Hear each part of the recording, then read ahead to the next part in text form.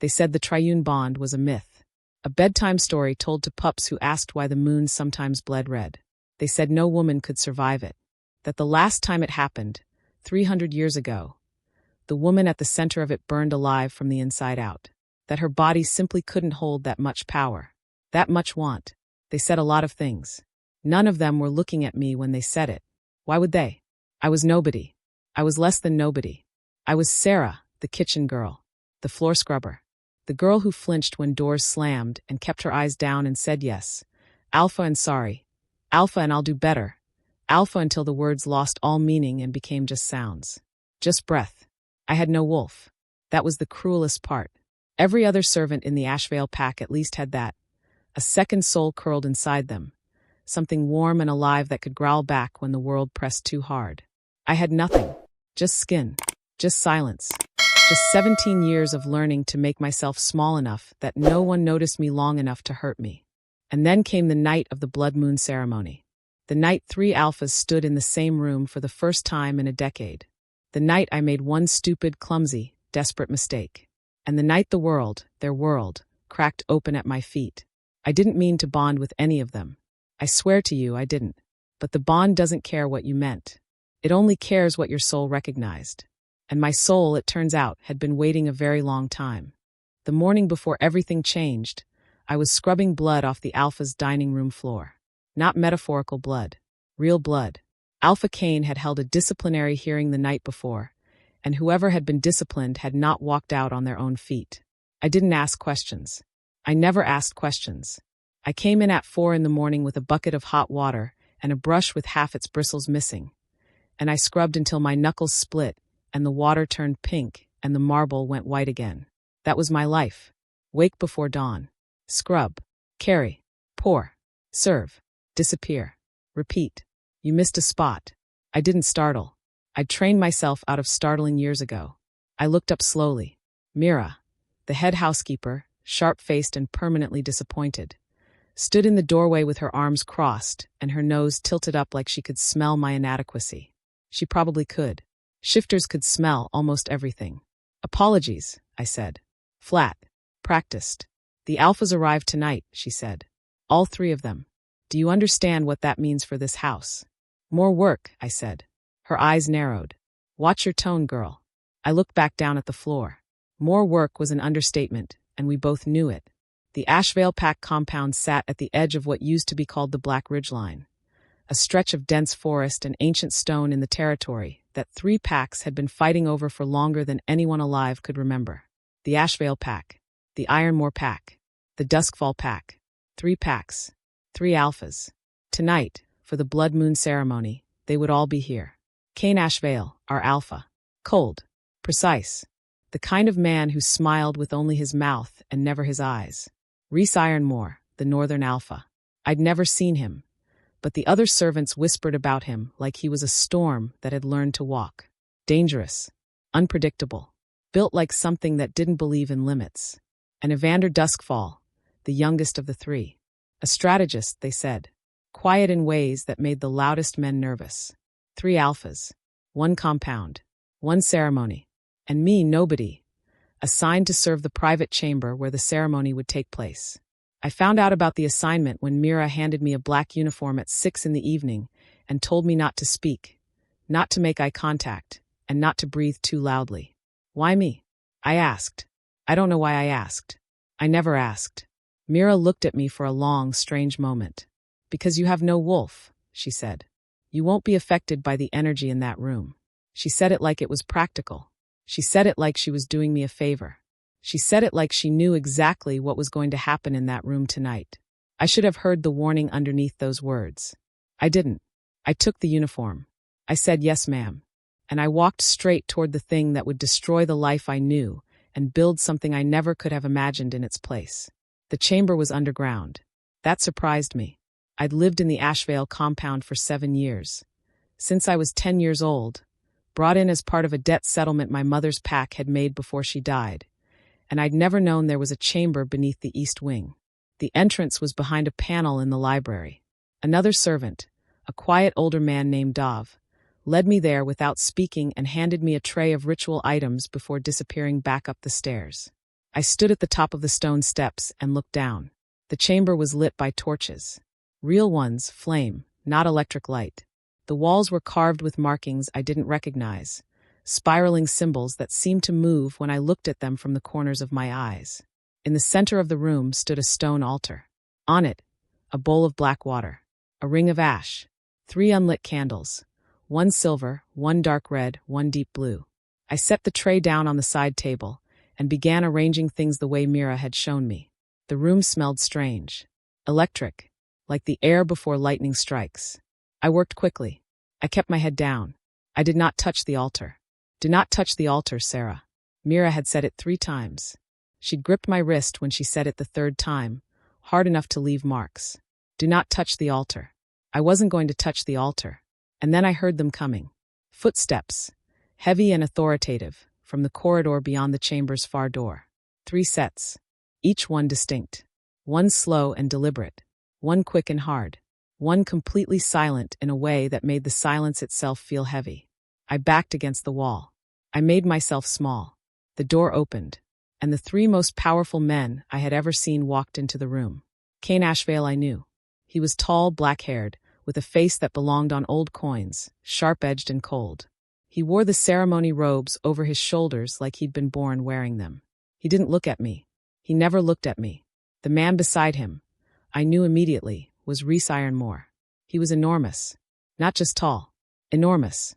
Broad-shouldered in a way that made the room feel smaller, with dark copper skin and silver-blonde hair cut close on the sides and longer on top, and eyes the color of a winter sky 2 seconds before a storm. He walked like something barely contained. Like every step was a decision not to run. He looked around the room when he entered.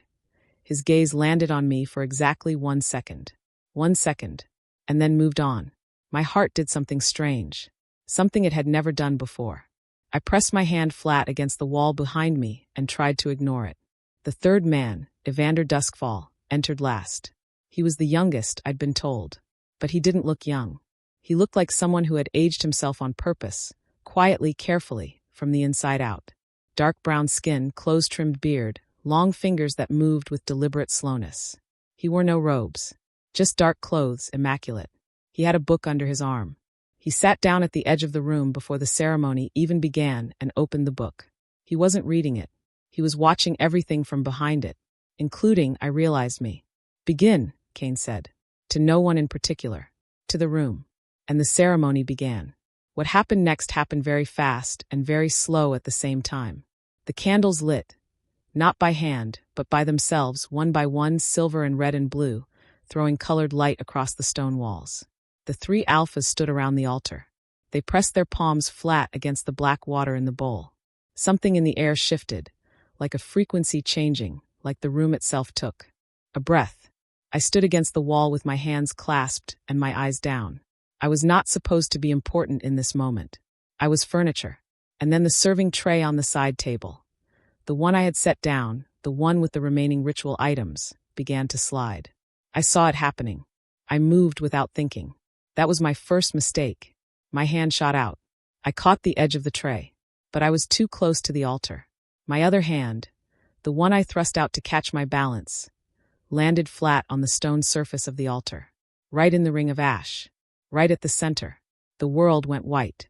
Not bright white, not blinding white, inside white, like every part of me that had ever been empty suddenly filled with something scalding and enormous and alive. I heard 3 sounds. A sharp inhale, Rhys. A snarl, Cain.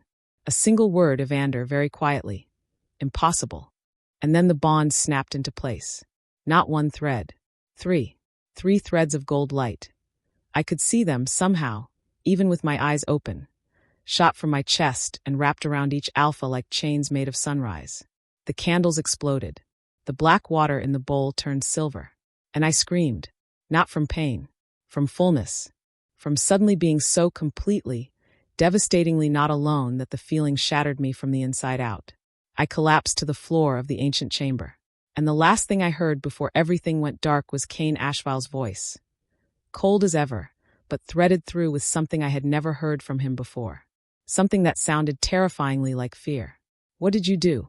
I woke up in a bed. A real bed. Not my cot in the servants' hall. Not the pallet I'd slept on for 3 years before Mira decided I'd earned a cot. A bed, with pillows and a weight of blankets that pressed down on me like a warm hand. I lay still for a long moment, cataloging everything wrong with this picture. The ceiling above me was stone carved. The room smelled like pine resin and something metallic, like cold winter air and iron. There was a fire somewhere, a real wood fire crackling. And then I noticed the other thing. The thing inside my chest. 3 distinct presences. Not voices. Not thoughts. Just awareness. Like 3 candles burning in a room inside me that had always been dark before. I knew, with a certainty that bypassed all logic, that all 3 of them were awake. That all 3 of them were nearby. And that all 3 of them were furious. I sat up. Bad idea. The world spun.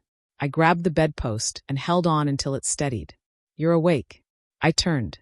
Evander Duskfall sat in a chair near the fire, the book still in his hand. He was watching me with those careful, calculating eyes. Dark brown, still. The kind of eyes that recorded everything and gave nothing back. Where am I? I asked. Guest chambers, he said. East wing. We couldn't put you back in the servants' quarters. Not after. He paused. Not after what happened. What happened? I asked. I knew what happened. I needed to hear him say it. He set the book down. You touched the triune altar during a blood moon convergence, he said. In the presence of 3 alphas from 3 bonded bloodlines. He stopped. And, I said, and you triggered the triune bond. Silence. The fire popped. That's a myth, I said. Yes, he said. That's what we thought. He looked at me for a long moment. Something in his expression shifted. Barely a fraction. Towards something that might have been wonder. Quickly hidden. How do you feel? He asked. I considered that. Like I swallowed the sun, I said. And it's still burning. His mouth did something that wasn't quite a smile. That sounds accurate, he said. A door opened. Rhys Ironmore walked in like he owned the room. Which, in some technical pack territory sense, he probably did. He was even bigger without the ceremony robes. He wore a gray shirt that looked like it was losing an argument with his shoulders, and his silver blonde hair was loose, falling past his jaw. He stopped when he saw me sitting up, and something crossed his face so fast I almost missed it. Relief. Gone in an instant. Replaced by a hard, flat expression. She's awake, he said to Evander, not to me. Obviously, Evander said. Does she understand what she's done? Now he was talking about me like I wasn't in the room. I'd spent 17 years being talked about like I wasn't in the room. I was tired of it. I understand I made a mistake, I said. I'm sorry. Sorry. Rhys turned to look at me fully. His eyes hit mine and something happened. A pull, deep in my sternum, like a hook I hadn't known was there suddenly catching on something. I felt his anger. Not his expression. His actual anger, a hot wave of it, rolling through the bond before he could stop it. He felt me feel it. Something flickered across his face. A mistake, he repeated quieter. I didn't mean to touch the altar. I was stopping the tray from. I know, he said. That surprised me. You know, I saw you, he said. I saw the tray. I saw you reach for it. He paused. That doesn't make what happened any less of a disaster. Rhys. Evander's voice was mild. She just woke up. And Kane. Evander's expression didn't change. But something behind his eyes went careful. Kane is processing, he said. Processing. I had a very bad feeling about what that meant. Is he going to hurt me? I asked. Neither of them answered immediately, which was itself an answer. He can't, Evander said finally. Not anymore. The bond that shouldn't exist, Rhys said. The bond prevents it, Evander finished. Any harm done to her is felt by all 3 of us. By all 3 of you. He said you and us, and the words tangled together strangely, because he was one of the 3, and so was I, apparently, and none of us had asked for this. There has to be a way to break it, I said. Evander picked up his book again. That, he said, is the question I've been reading about for the last 3 hours. He held up the book, so I could see the cover. Ancient script. Old binding. The title barely legible. The Rights of the Triune. Lost bonds and their consequences. And, I asked. He looked at me over the top of it. And, he said, there is no record of anyone surviving long enough to break one. The fire crackled. Rhys said nothing. I looked down at my hands, the hand that had touched the altar. There was no mark on it, no scar, no sign of what I'd done. but inside my chest 3 candles burned, and one of them, the coldest one, the sharpest, suddenly flared with such controlled, deliberate fury that I flinched out loud. Kane knew I was awake, and he was coming. He didn't knock. Of course he didn't knock. It was his compound. Kane Ashvale walked in, and the room temperature dropped 5 degrees. That wasn't metaphor. I watched Evander's breath mist faintly, and then stop as the Alpha asserted control over his own display. Kane looked at me. For the first time, in 7 years of living in his house, 7 years of invisible service, Alpha Kane Ashvale really looked at me. It was terrible. His eyes were pale gray, almost silver, and they moved over me like a blade taking inventory. "Name," he said. "Sarah," I said. "I know who you are," he said. "I meant your full name. Your bloodline name." I blinked. "I don't have one," I said. "My mother's pact dissolved before I was born. I was brought here as a dead child," he said. Flat. Factual. "Yes." He was quiet for a moment. "No wolf," he said. "No. No pack bond. No rank. No record of a mate mark in any registry. No." His jaw worked. For just a moment, just a fraction, something moved behind those silver eyes that wasn't anger. It was confusion. Pure, genuine confusion. As if I was an equation that refused to balance. "How?" he said quietly, and it wasn't really a question. "Did you trigger a bond that requires a soul capable of holding the weight of 3 alphas?" I had no answer. He didn't expect one. He turned away. Spoke to the room. "We have 48 hours before the other pack's emissaries arrive to confirm the status of the ceremony. When they arrive, they will ask why the triune bond activated." He paused. "They will also ask why it activated in a human servant with no wolf and no rank." "She's not human," Evander said quietly. Kane and Reese both looked at him. Evander met no one's eyes. He was reading. "Her scent," he said. "It's changed. Since the bond.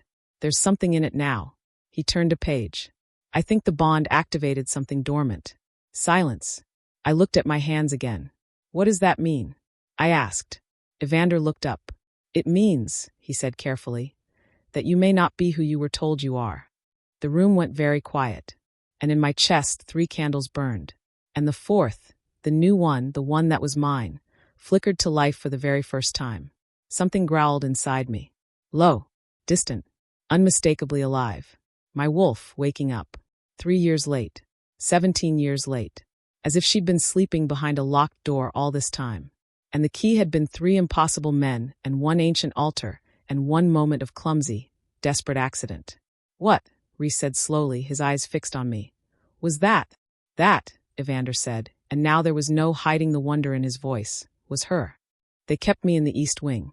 Not in the guest chambers. Not quite. In a room between, not servants' quarters, not guest suite. A room that seemed like the compound itself couldn't decide what I was supposed to be. I knew the feeling. Mira came at dawn. She stood in the doorway and looked at me with an expression I'd never seen on her face before. It took me a moment to identify it. She was afraid of me. "The household has been informed," she said stiffly, "that your status has changed. Temporarily." "Temporarily," I repeated. "The alphas are seeking resolution." Resolution. A delicate word, for we're trying to undo this. "In the meantime," she continued, "you are to remain available to their requests. You will not resume regular servant duties." She paused. "You will be given what you need." She said it like it cost her something. Then she left. I sat on the edge of the real bed, still strange, still surreal, and tried to take stock. The 3 presences in my chest had settled overnight into something almost bearable. 3 distinct signatures, if I had to name them. Kane's was sharp and cold, like a blade wrapped in ice. Reese's was hot and restless, like banked fire that wanted to be a wildfire. Evander's was layered, still on the surface, moving underneath. I could feel when they were close. I could feel their general emotional state. Right now, all 3 of them were awake and thinking hard. About me. About what came next. About what to do with the girl who had accidentally cracked open 300 years of dormant history. I got up. I washed my face. I changed into the clothes that had appeared, folded clean, not servant's black, on the chair by the fire. And then I did the only thing that felt natural. I went looking for answers. The compound library was on the 2nd floor of the main building. I knew every room in this compound. 7 years of cleaning and serving and being invisible had given me a map of the place more detailed than anything on paper. The library had always been locked to servants. The door was unlocked now. I pushed it open carefully. Evander was already inside. Of course he was. He stood at the far end with 3 books open simultaneously on the reading table, moving between them with the focused efficiency of someone who had done this, consumed information like oxygen, for most of his life. He heard me come in. "Close the door," he said without turning. "Sit down. I'll explain what I've found." I sat. He came to the table with the books. Up close, in daylight, I could see things about him I hadn't noticed in the chamber's torchlight. The faint scar below his left ear. The way his hands moved, deliberate, unhurried, like he'd decided years ago never to waste a gesture. The dark smudges under his eyes that said he hadn't slept. "The triune bond," he began, "is documented in exactly 4 historical texts. 3 of them say it's a myth.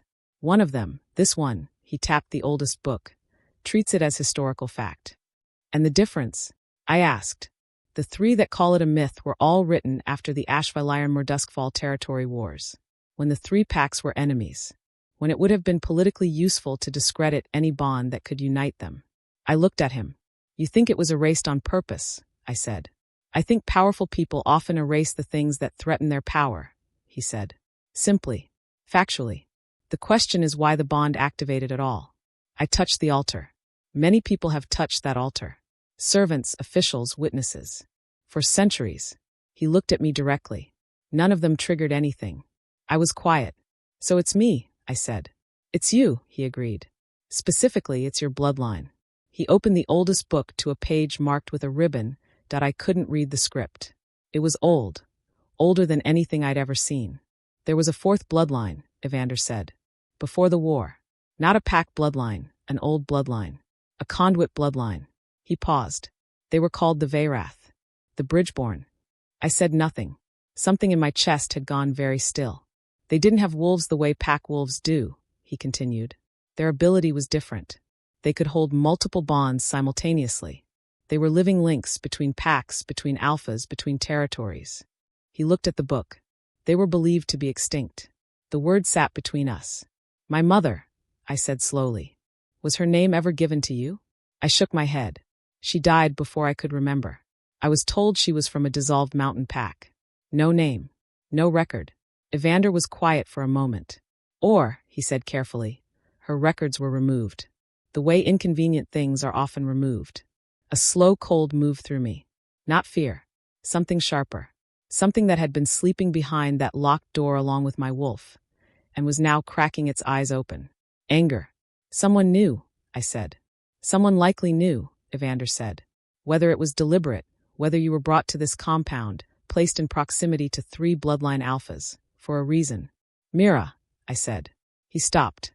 "She chose me for the ceremony," I said. "She said it was because I had no wolf. Because I wouldn't be affected." I looked at him.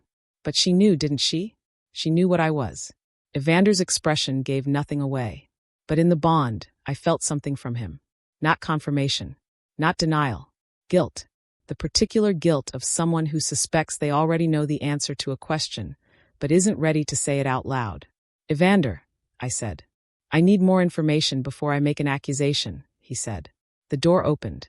Reese walked in, took one look at both of us, and said, "I can feel you 2 thinking from across the building. What did I miss?" We told him. He listened, standing with his arms crossed and his jaw tight, and when Evander finished, Reese was quiet for long enough that I started to wonder if he was going to respond at all. Then Werath. "Yes," Evander said. "My grandmother used to talk about the Werath," Reese said slowly. "I thought it was stories." He looked at me.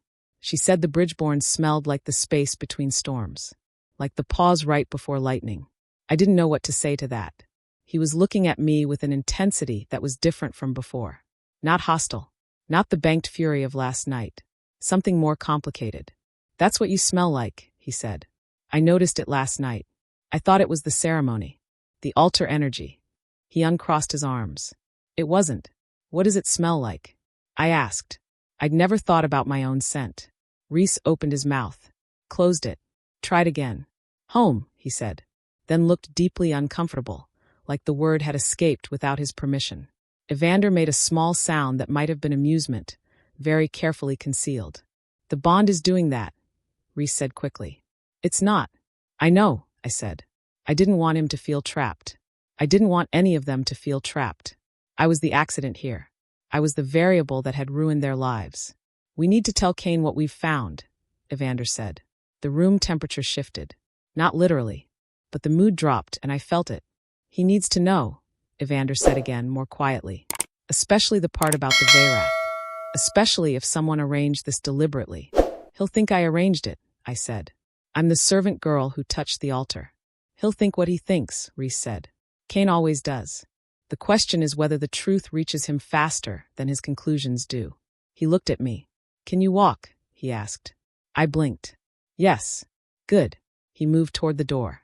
"Then come on. If we go to him, it's better than him coming to us." "Why?" I asked. Reese glanced back over his shoulder. "Because when Kane comes to find something," he said, "it usually doesn't end well for the thing he's looking for." And with that comfort, I followed the two alphas through the corridors of the compound toward the most dangerous conversation of my life. Kane was in the war room. Of course he was. The war room was where Alpha Kane Ashvale went when he needed to control something. And right now, everything in his world was outside his control, starting with me. He stood at the head of a long table covered in maps and documents when we walked in. He didn't look up. "Sit," he said. "We need to talk to you," Reese said. "Sit," Kane said again. We sat. He finished whatever he was reading. Then he folded it. Then he looked at us. At me, with those blade-gray eyes, and I made myself hold his gaze. That surprised him. I could see it, a fractional shift barely there. In 7 years, I had never held his gaze. I was done with that. "We believe," Evander began, "that the bonding was not entirely accidental." He laid it out, cleanly, efficiently, the way Evander did everything. The Verath bloodline, the historical texts, the deliberate erasure, the coincidence, or not, of a Bridgeborn being placed in exactly the right position at exactly the right moment. Kane listened without interrupting. When Evander finished, the room was very quiet. "Mira," Kane said. "Possibly," Evander said. "She's been my housekeeper for 9 years, Kane said. "She came with the compound. Before me." He paused. "She served my predecessor. Alpha Kane's predecessor. The old Alpha of Ashvale, before Kane had challenged and taken control 6 years ago. Your predecessor was part of the original 3-pack summit," Evander said. "The one that failed. 20 years ago. The one that was supposed to unite the territories before everything went wrong. Before someone made sure it went wrong," Reese said. Kane looked at him. Something passed between the two alphas. Old history, I could feel it, layers of it. And then Kane looked back at me. "If what you've said is true," he said, "you are not a servant girl." I said. "I was absolutely a servant girl. For 17 years. That's not what I mean." "I know what you mean." I kept my voice steady. "You mean my bloodline changes what I am. What I'm worth." I looked at him. "It doesn't change what I lived." His jaw tightened. In the bond, for just a second, I felt something from him. Not anger. Shame. Kane Ashvale felt ashamed. He hit it so fast I almost convinced myself I'd imagined it. Almost. "The emissaries arrive in 36 hours, he said. "When they do, they will ask about the bond. They will ask about her." He gestured toward me. "If the information about the Verath bloodline is accurate, the political implications are." He paused. "Significant." "Significant," Reese repeated, with the tone of someone who found that word deeply insufficient. "Every pack in the territory is going to want access to her," Evander said quietly. "A living Bridgeborn, bonded to 3 alphas? That's not a political event. That's a power shift. That's the end of every alliance structure that's existed for a century. They talked about me like I was a weapon, like I was a resource, like I was something to be managed and protected and leveraged. Not a person. Not Sarah. Not someone who had spent 7 years scrubbing their floors." I stood up. All 3 of them stopped talking. "I have something to say," I said. My voice was calm. It surprised me. Whatever I am, whatever my bloodline means, I am not a strategy. I am not a tool. I am not a thing to be distributed or protected or used to shift power. I looked at each of them in turn. "I made a mistake last night. I'm sorry for it. But I didn't choose this bond. I didn't choose any of you. I paused. So before anyone decides what happens to me, or what I'm worth, or how to use what I am, I put my hands flat on the table. You might want to ask me what I want. Silence. Long, heavy silence. And then Reese Ironmore, the storm that had learned to walk, leaned back in his chair and laughed. It wasn't mocking. It was genuine. Short and sharp, surprised out of him. Evander's mouth did the almost smile again. And Cain Ashvale looked at me for the third time in 24 hours. This time, I didn't look away. Neither did he. Then tell me, he said quietly. What do you want, Sarah? My name. He'd used my name. For the first time in 7 years. I breathed in. I want the truth, I said. About who I am. About my mother. About why I was really here. I held his gaze. And I want a seat at whatever table decides what comes next. The war room was silent. The 3 most powerful men in the territory looked at me. And something shifted in the room, in all of us, that had nothing to do with the bond and everything to do with what I just refused to be. Small. I refused, finally, to be small. The truth, it turned out, lived in a box. A small cedar box, barely larger than a book, locked with a mechanism that required no key. Only a touch from the right bloodline. Cain had it brought from the vault beneath the war room. He set it on the table between us and stepped back. This belonged to my predecessor, he said. Alpha Gregor. I found it when I took the compound. I couldn't open it. None of my wolves could. He looked at me. Try, he said. I looked at the box. It was old. The cedar was dark with age, the metal fittings blackened. Carved into the lid was the same spiral symbol I'd seen on the chamber walls the night before. I reached out. The moment my fingers touched the lid, the lock clicked. No drama. No light. No ancient rumble. Just a small, clean sound. Like something that had been waiting a very long time finally exhaling. I opened it. Inside, a letter. A single photograph. And a small leather cord with a pendant. A crescent moon split in 3. Each segment a different shade of worn metal. Silver. Copper. Gold. I picked up the letter first. The handwriting was slanted, urgent, as if written quickly. If you are reading this, then she has been found. Or she has found herself, which was always more likely. She is stubborn that way. She gets it from me. Her name is Seraphine Veyrath. She is the last of the Bridgeborn, conceived in the final month before the Veyrath line was declared extinct, a declaration that was, as you may have guessed, a lie. I hid her because they were coming for her. The Conclave. The old order that profits from division. That feeds on 3 packs never finding peace. A Bridgeborn who activates the triune bond unites not just alphas but territories. And united territories do not need a conclave. So they destroyed us. And I hid my daughter with the only man I trusted, Alpha Gregor of Ashvale. And I told him, keep her invisible. Keep her ordinary. Keep her alive. He did. As best he could. I'm sorry it wasn't better. I'm sorry, Sarah. I'm so sorry it looked like abandonment. It was the only way I knew to keep you breathing. Your mother, Lyra Veyrath. I read it twice. Then I set it down. My hands were steady. I was not sure how. Inside my chest, all 3 bonds had gone very still. Not absent, present, intensely present. But quiet in the way that living things go quiet when they recognize that something sacred is happening and they should not interrupt. Reese was the first to speak. Lyra Veyrath, he said slowly. I know that name. My grandmother, she mentioned her. She was the last Veyrath Alpha Conduit. She was reported killed in a border skirmish 20 years ago. Reported, Evander said. Reported, Reese confirmed. His voice had gone strange. Heavy. The Conclave, Cain said. He said it the way people say the names of diseases. They've been operating within the territories for decades. I've suspected it. I've had no proof. You do now, I said. Everyone looked at me. I picked up the photograph. It was old enough to be slightly blurred at the edges. A woman stood in a forest clearing, and the sight of her hit me like a physical blow, because I knew that face. I knew it the way you know something you've only ever seen in dreams.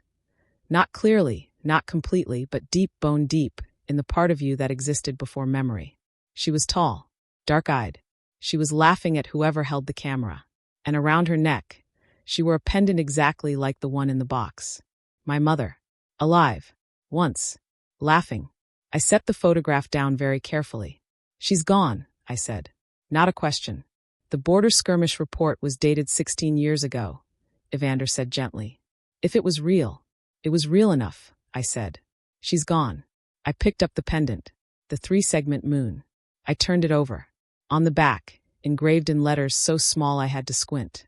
For the one who bridges. For the one who holds. I put it on. It settled against my collarbone like it had always been there. And in that moment, that quiet, burning, grief-sharp moment, something inside me that had been fractured for 17 years clicked into place. Not healed. Not fixed. Just located. I knew where the broken piece was now. That was more than I'd had before. The conclave, I said. My voice was flat and clear. They destroyed my mother's bloodline. They put me in this house as what? A sleeper? A failsafe? Or bait, Kane said. I looked at him. If they knew a Werath was here, he continued, in proximity to 3 bloodline alphas, if they knew the triune bond was possible, they may have been waiting, monitoring, waiting to see if it activated. And if it did? I asked. His jaw was tight. Then they would know the 3 most powerful alphas in the territory were bound to a single point, he said. A single person. A vulnerability. A leash. The words sat between us like a coal. They want to use me to control you, I said. They want to use you to destroy us, Kane said. Or force our submission. A triune bond is immense power. But it is also immense exposure. Harm the center of the bond. And all 3 alphas feel it, Evander finished. So I'm a weapon pointed at you, I said. You are not a weapon, Reese said. Hard. Fast. Like he'd decided that before I'd finished the sentence. I looked at him. He held my gaze. You are a person whose existence inconveniences some very powerful and very corrupt people, he said. That's not the same thing. It feels similar from where I'm standing, I said. I know. He said it simply. It shouldn't. Another silence. This one felt different. Kane picked up the letter. Read it. Set it down. Mira, he said. Yes, Evander said. She knew, Kane said. She chose Sarah for last night deliberately. She was following instructions, either Gregor's, which means she was trying to activate the bond intentionally to protect Sarah, or the conclaves, which means. We need to ask her, I said. I'll handle Mira, Kane said. I want to be there, I said. He looked at me. You said you wanted a seat at the table, he said. I want to look her in the eyes, I said. She knew who I was. She let me scrub floors for 7 years. She let me believe I was nothing. My voice did not shake. The wolf inside me, the one that had just woken up, raw and new and burning, pressed against my ribs. Fine, Kane said. It was the first concession he'd made. It felt like something more than it was. Like a brick shifting in a wall that had been built to keep me out. We went to find Mira. She was in the kitchen. Of course she was. This was her domain. The part of the compound she had ruled without question for 9 years. She stood at the central counter with her back to the door, directing 2 young servants in the preparation of the morning meal like everything was normal. Like the world hadn't changed. We walked in, me, Kane, Reese, and Evander. The 2 servants fled without being told. Mira turned. She looked at Kane first, instinct, I supposed, or hierarchy. Then her eyes moved to Reese, to Evander, and finally to me. And I saw it. I saw the flicker. Not guilt. Not exactly. Relief. She was relieved I was alive. That complicated everything I'd been ready to feel. You have questions, she said. Sit down, Mira, Kane said. She sat. Alpha Gregor, Kane said. What did he tell you about the girl? Mira folded her hands on the counter. Collected herself. He told me she was Lyra Veratha's daughter, she said. He told me to keep her safe, keep her ordinary, and tell no one what she was. Not even her. She paused. He said the day would come when the bond would activate on its own. That she was built for it. That the Werath blood is drawn to convergence. That the longer she stayed in proximity to 3 bloodline alphas, the more likely. You chose me for the ceremony, I said. Mira looked at me. Yes, she said. You could have chosen anyone. Yes. You chose me because you wanted this to happen. A long pause. I chose you, Mira said, because the conclave's emissary arrived last week. They told me they knew what you were. They told me they were coming to take you. Her voice was flat. Even. But her hands, I noticed, had tightened on each other. The only protection for a Bridgeborn is an activated bond. An unactivated Werath can be taken. Can be used. Can be controlled. She looked at me steadily. An activated one, bonded to 3 alphas, cannot be touched without consequences that no one, not even the conclave, wants to risk. Silence. You activated the bond, I said slowly, to protect me. Gregor asked me to, she said. Years ago, he said. When the time comes, when she's ready, when the alphas are aligned, put her in the room and let nature do the rest. You could have told me, I said. Myra's eyes were calm. What would you have done if I'd told you? I opened my mouth, closed it. She was right. If she'd told me, at 10, at 12, at 15, I would have run. I would have panicked. I would have done anything to avoid the thing that I was apparently destined for. You let me believe I was nothing, I said. Quieter now. I let you be invisible, she said, which is what kept you alive. Her voice softened fractionally. I am sorry, child. For the floors. For the early mornings. For all of it. If there had been another way. There's always another way, Kane said. Cold. What you did was make a decision that affected my pack, my allies, and the political stability of this entire territory, without informing any of us. Mira looked at him without flinching. With respect, Alpha, she said, if I had informed you, the information would have reached the conclave within a fortnight. Your compound has ears that you don't know about. She paused. Some of them are sitting in your war room as we speak. The temperature dropped. Reese straightened. Evander went very still. What?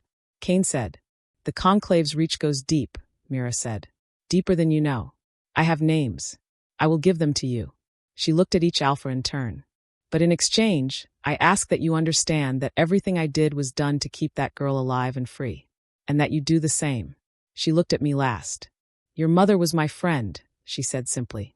I owed her a debt I've spent 17 years paying. The kitchen was very quiet. The bond pulsed, 3 signatures, complex and uncertain. And I, Seraphine Veyrath, the girl who thought she was nobody, stood in the middle of it all, and felt something ancient and enormous and mine stir inside me like a tide coming in. I looked at Kane. He was already looking at me. Names, he said to Mira, not breaking my gaze. All of them. Now, the names Mira gave them sent Kane into a controlled, precise fury that was somehow more frightening than anything loud. He dismissed us from the kitchen, sent Mira to a guarded room. Not a cell, he said, but not freedom either, not yet. He called in his senior lieutenants. Reese took me out of the compound. I didn't resist. I needed air. We walked the perimeter trail that ran along the edge of the forest. Me in borrowed clothes, him in that gray shirt that was still losing its argument with his shoulders. Neither of us speaking for the first several minutes. The morning was cold and bright. Frost on the grass. The kind of sky that looked like someone had washed it clean overnight. I breathed it in. The space between storms.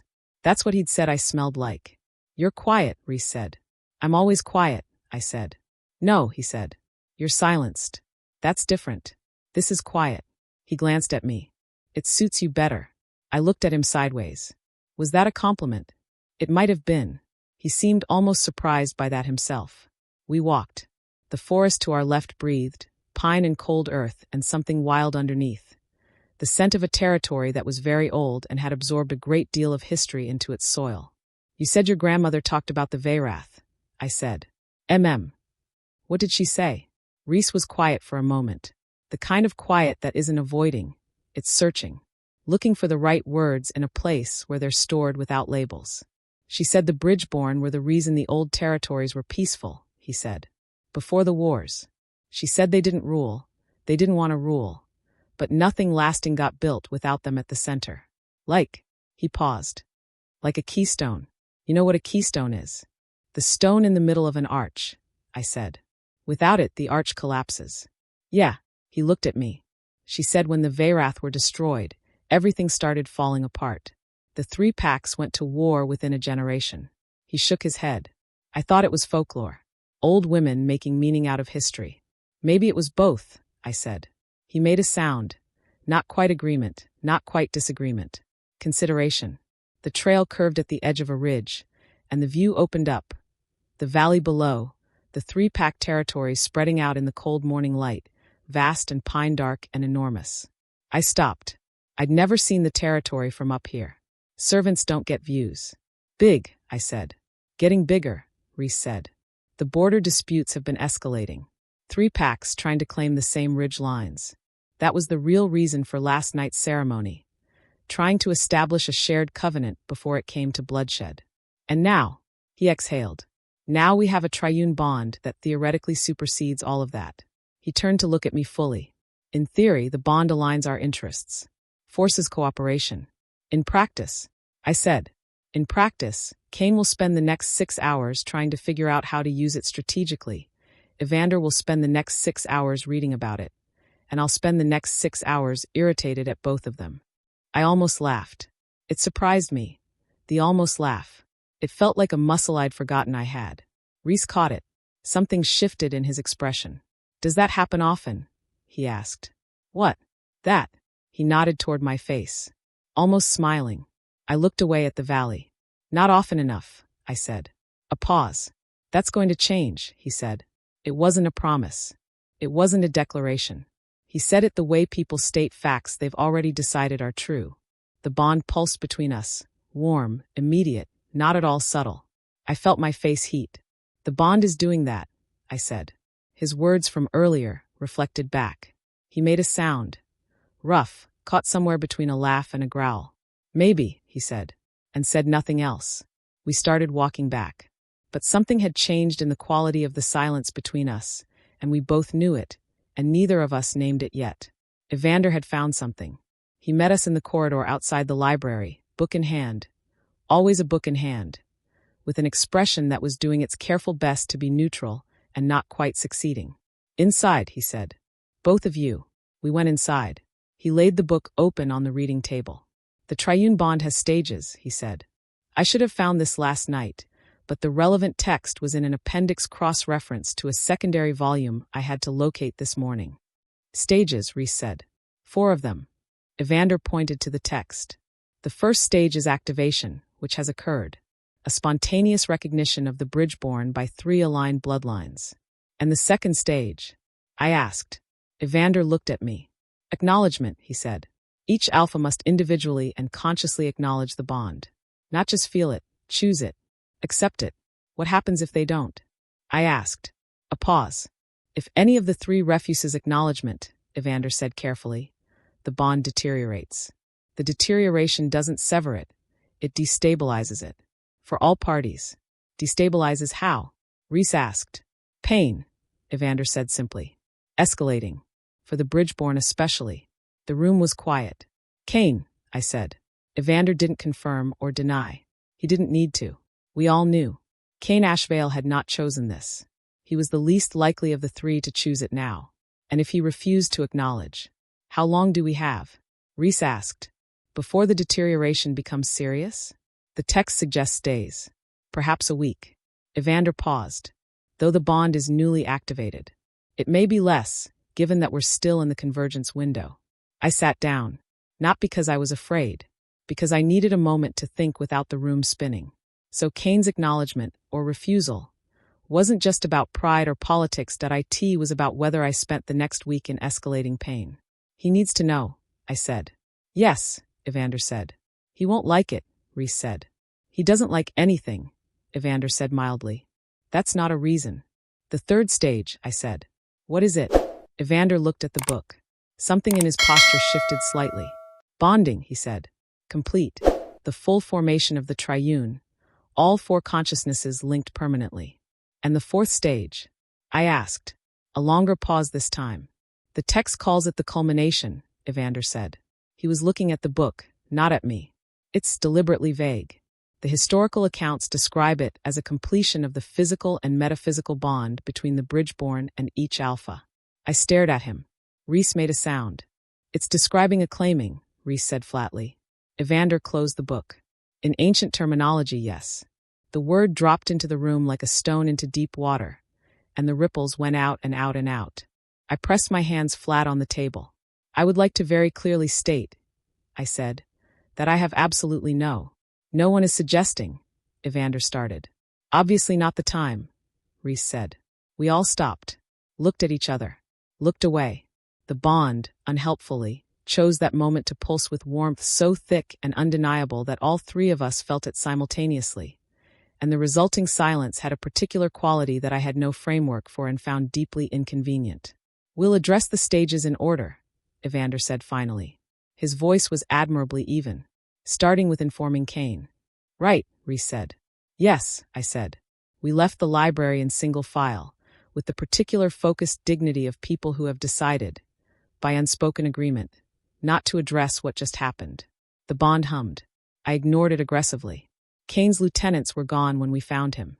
He was alone in the war room, standing at the window that looked out over the compound's training grounds, his hands behind his back. Still, contained, the way he always was. Controlled.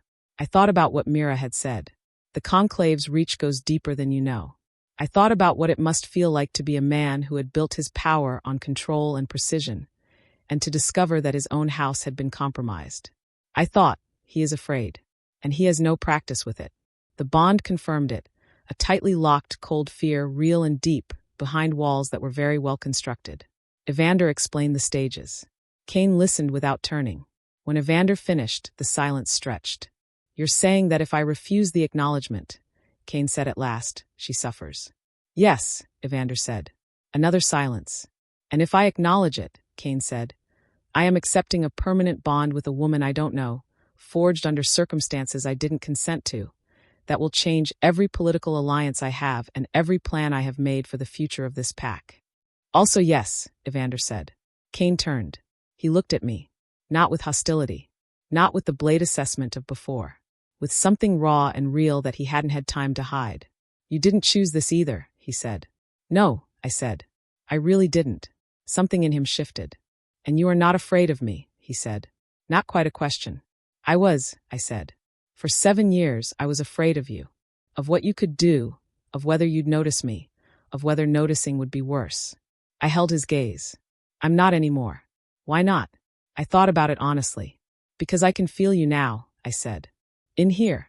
I touched my sternum. And the thing I was most afraid of, the thing I spent years building walls against, was being seen clearly and found wanting. I paused. You're not cold all the way through. His expression didn't change. But the bond, his signature in the bond, sharp and ice-edged, flickered. Like a candle in a draft. Like something that had been cold for a very long time, touched by unexpected warmth, not knowing quite what to do with it. 48 hours, he said, looking at Evander. Do we have 48 hours before the deterioration begins? Possibly, Evander said. Maybe less. Kane looked back at me. I need time, he said. To think. To process. You have until the emissaries arrive, I said. After that, nothing will be private anyway. He nodded once. It was all he gave me. It was more than I'd expected. I walked out of the war room with the thin warmth of a crack in a wall I'd thought was solid all the way through. It wasn't enough, but it was a start. And as I rounded the corridor toward the east wing, I ran directly and completely into someone I had never seen before. Someone who smelled like the conclave. Someone who was not supposed to be inside this compound. Someone who looked at me with recognition in his eyes and said, very quietly, There you are. He was tall, lean. The kind of lean that's all wire and control beneath ordinary clothes. Dark eyes, dark hair, clean-shaven, forgettable, almost in the specific deliberate way of someone who has worked to make themselves forgettable. He wore a servant's uniform. One of Kane's. He had been here. In the compound. Already. He was one of Myra's names. And he was between me and the corridor that led back to the war room. You don't need to be afraid, he said. I'm not afraid, I said. I wasn't. I was assessing. The conclave wants to speak with you, he said. That's all. A conversation. Through a spy, I said. He tilted his head. I'm an emissary. In a servant's uniform. Appearances are useful. He took one step toward me. We know what you are, Seraphine. We've known since before you were brought here. And we want you to understand that the bond you've triggered, the 3 men you've accidentally chained yourself to, they are not your friends. They're not my enemies either, I said. Not yet. He took another step. But 3 alphas with a triune bond are 3 alphas who will spend the rest of their lives fighting each other for primacy within it. The bond doesn't create harmony, girl. It creates conflict. Up close and inescapable. Something cold moved through me. Not because I believed him. Because I didn't know enough not to. What does the conclave want? I asked. Your cooperation, he said. Just that. You're the center of the bond. You hold it. That means you can also dissolve it, with the right ritual. The conclave can provide that ritual. You'd be free. They'd be free. He paused. And in exchange, the conclave gains access to the triune altar for their own purposes. What purposes? A smile. Thin. Patient. Nothing you need to concern yourself with. Sarah. Reese's voice, not aloud. Through the bond. A sudden sharpness, a spike of alertness that wasn't mine. He'd felt the spike in my fear response. Not fear of the man in front of me. Fear of what he'd said. Fear that he might be right. Where are you? I kept my eyes on the man in front of me. I'm going to give you a piece of advice, I said. You should leave. Right now. Before the 3 alphas whose bond you've been discussing find you here. He smiled. They can't harm a conclave emissary without. They can do a great many things, I said, when sufficiently motivated. Footsteps in the corridor behind him. The man turned. Reese came around the corner at a pace that was technically walking and practically predatory. He took in the scene, me, the stranger, the uniform, the position, in approximately 1 second. His eyes went wolf pale. Who are you? He said. The emissary straightened. Smooth. Practiced. A representative of the conclave, he said. I heard what you've been, Reese said. He'd felt it through the bond. Not the words, the emotional texture of the conversation. The threat that was all the more dangerous for being presented as an offer. He stepped between me and the emissary. And I realized something as he did it. It wasn't strategic. It wasn't calculated. It was completely, purely instinctive. The bond doing what bonds do. Protect the center. You'll want to leave, Reese said. His voice was very quiet.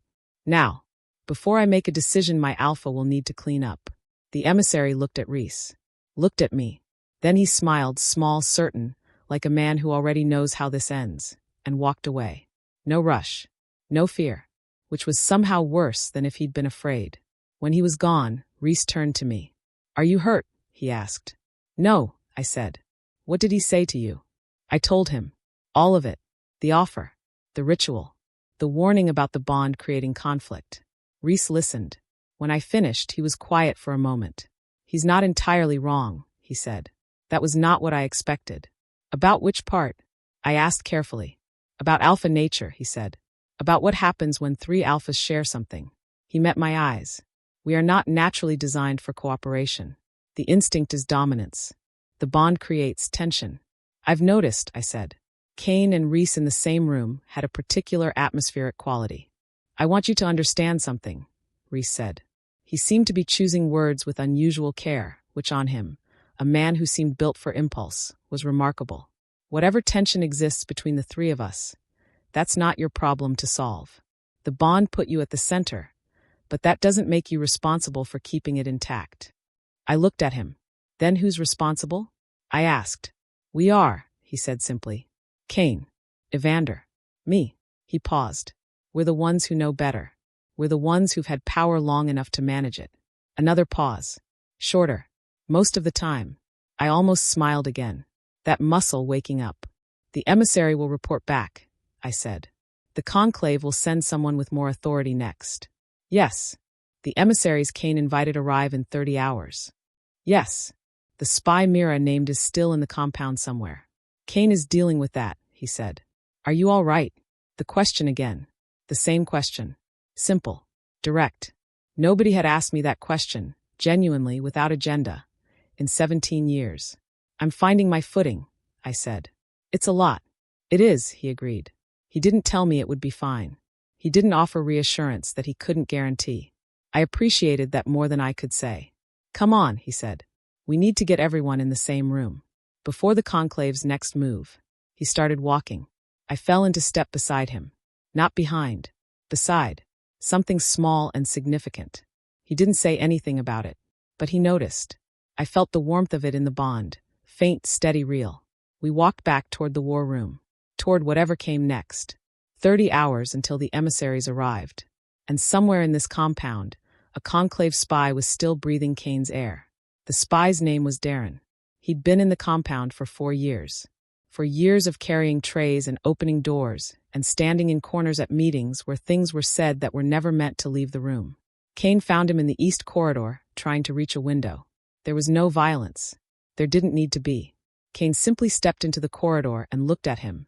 And Darren stopped moving the way small animals stop moving when they understand, suddenly and completely, that running is no longer an option.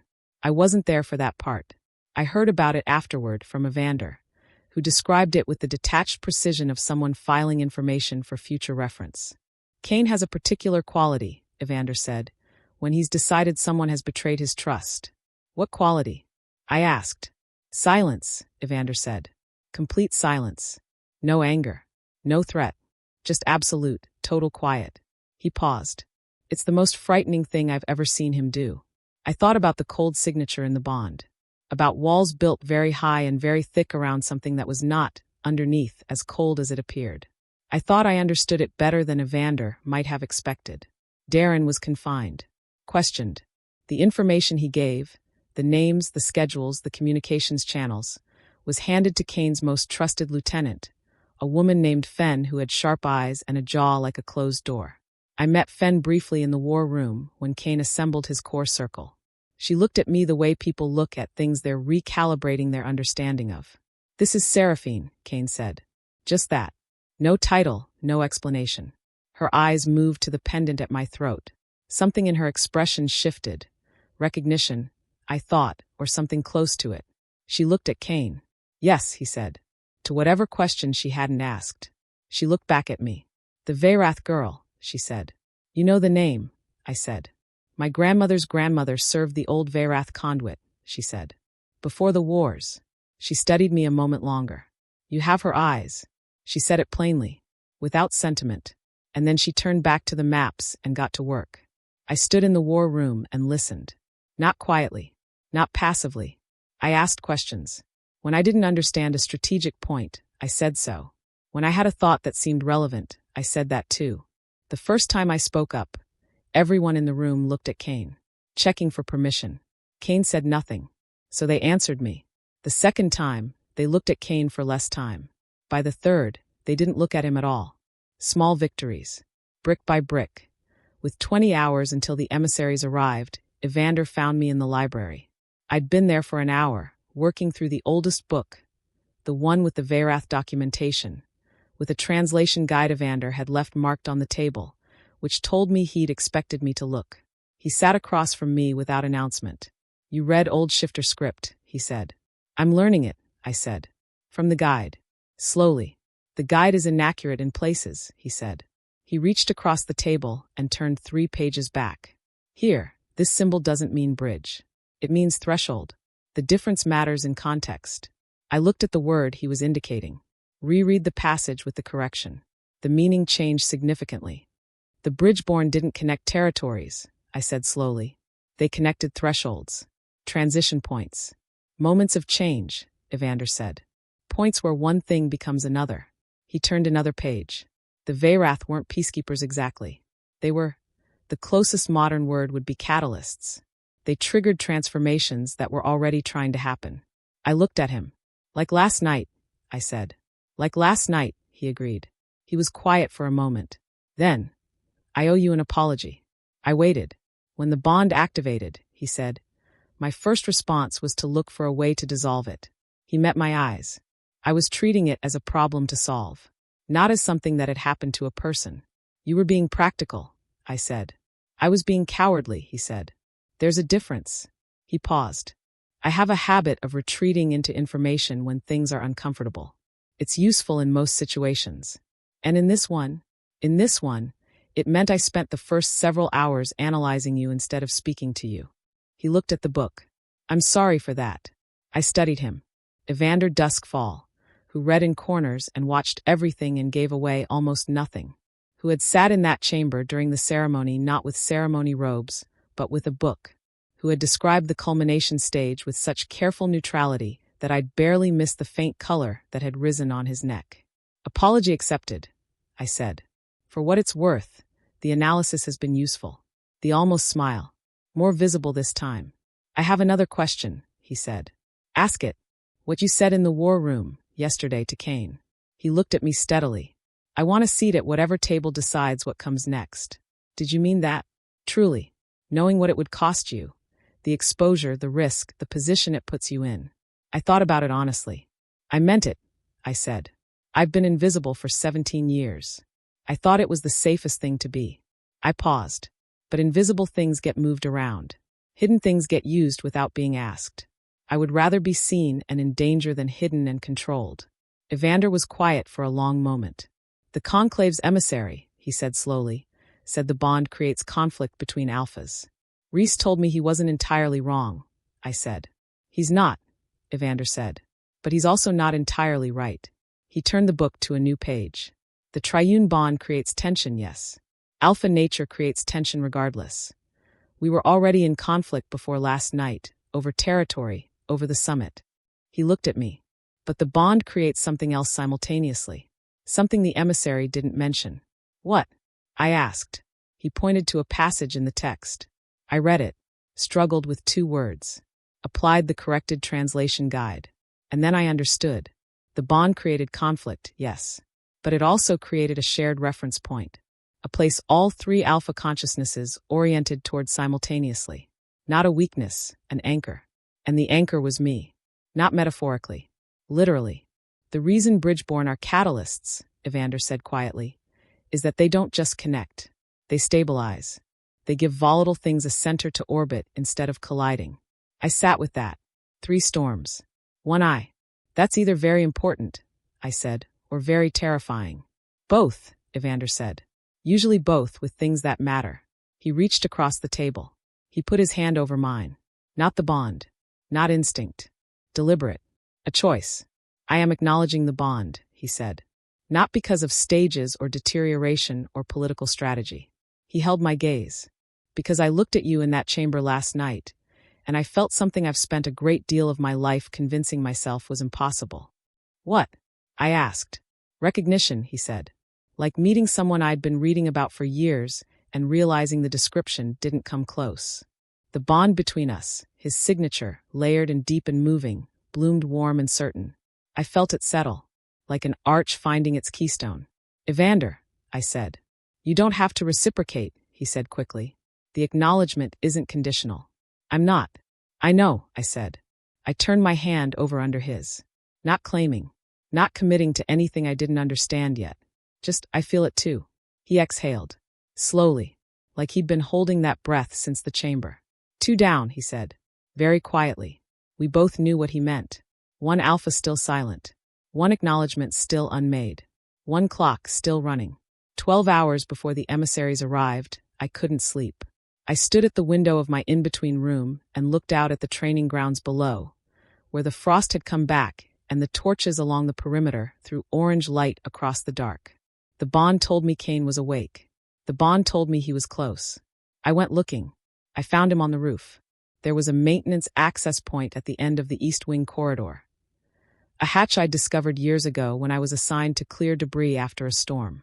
I'd gone up there twice alone, in the years since when the walls of the compound felt too close and I needed sky.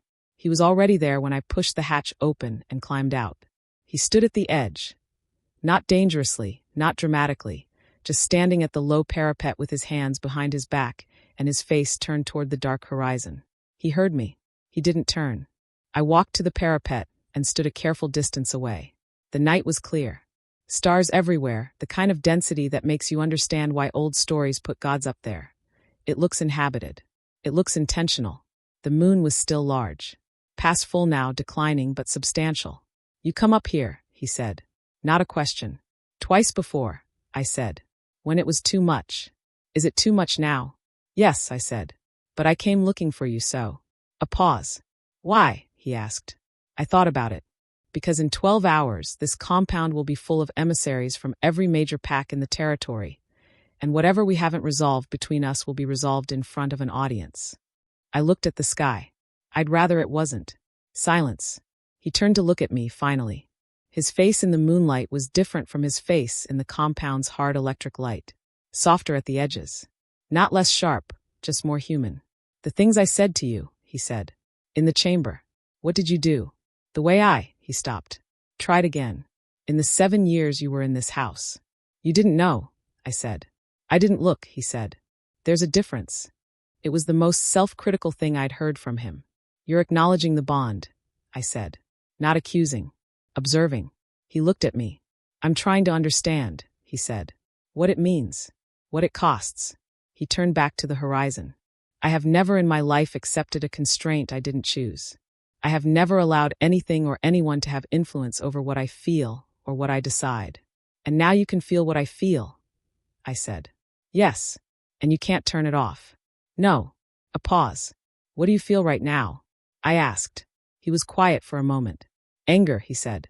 At the situation. At the conclave. At Gregor for making choices that affected my pack without my knowledge. He paused. At myself.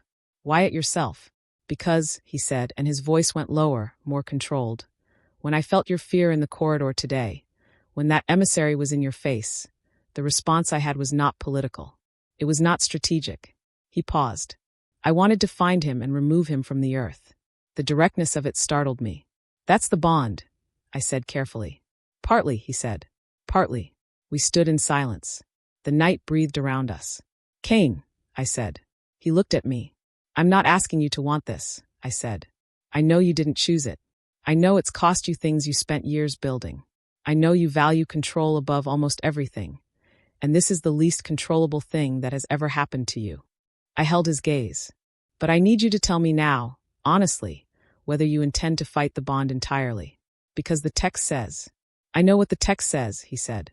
Then you know what refusing means for me. Silence. Long, heavy. A wind came across the roof, cold and sharp. And then Cain Ashvale did something I had not seen him do in 7 years of careful, invisible observation. He looked uncertain. Real uncertainty.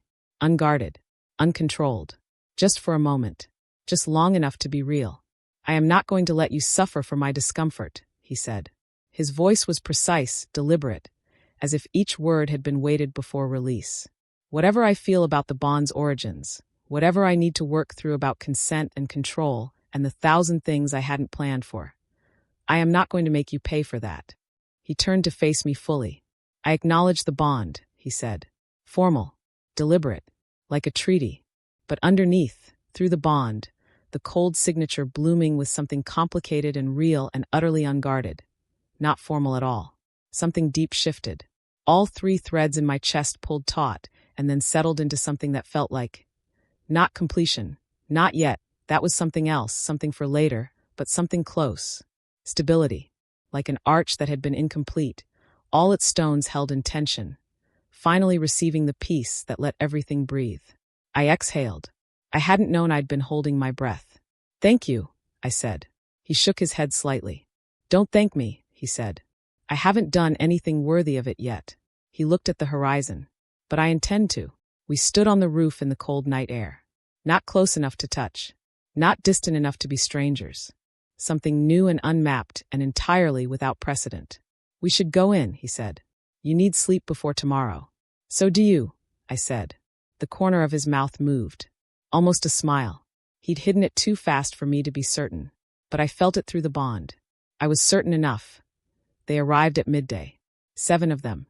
Representatives from the 5 surrounding packs, the Northern Ridge Collective, and, announced last minute, announced with the particular quiet drama of something planned well in advance. A representative of the conclave itself. Cain's jaw tightened when that name was announced. Reese said something short and unprintable under his breath. Evander simply wrote the name down. The conclave representative was a woman. I hadn't expected that.